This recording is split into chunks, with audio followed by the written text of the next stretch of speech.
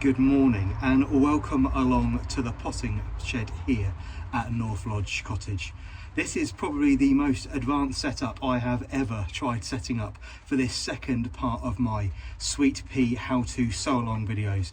Now, as you're aware, on Thursday we popped our quality sweet pea seeds into chit. They went into glass jars full of tepid water and they've been stored at room temperature ever since, and it is now time to sow. So just to recap, the seeds have gone into cold water, tepid water, and kept at room temperature in the house for around 36 to 48 hours. We're now into the situation we are about to sow.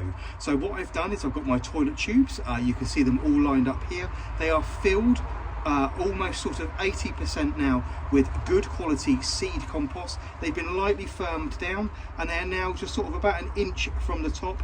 You don't want to get these wet, and if you're not sowing like me a full tray, I would suggest that you pack out the entire tray that you've chosen to store these in, which should be a waterproof plastic tray. Well, it doesn't have to be plastic, but anything that's going to support the size of the toilet roll as these plants develop, so the toilet tubes themselves don't collapse, also keep them upright. So if you're not sowing a full tray, pack out the tray with either some newspaper or some pots down one side just to keep these upright and make sure that these don't fall over. But what we're going to do now is, this is a variety called Eclipse. I'm going to take these out and I'm going to show you why we chit. I'm just going to turn around and pour these away, or pour the water away.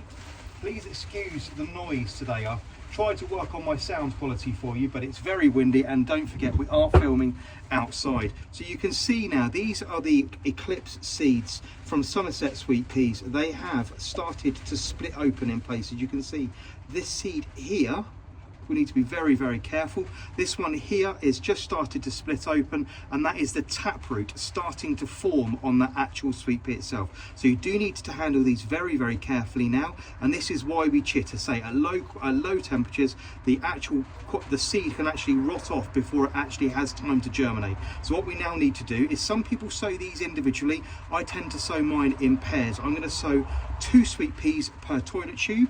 I'm going to do them in rows and full blocks, and then with my dowed canes, these are just bean canes that I've cut to size for this particular tray, I then divide off the variety so I know which one is which, and I'll label them in batches.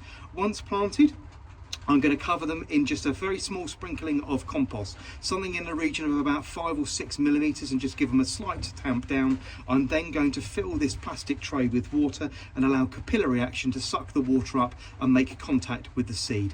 I'm then going to put them into my heated greenhouse, which is kept ambient at something in the region of about 10 or 12 degrees, and I shall update you about what happens next. But this is the situation now. They've been into chit for around 36 to 48 hours. We're now going to sow it into the toilet tubes.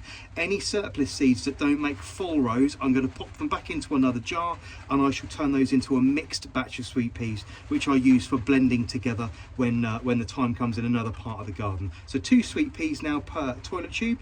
If you have any queries, if you have any questions, of course you know how to get hold of me.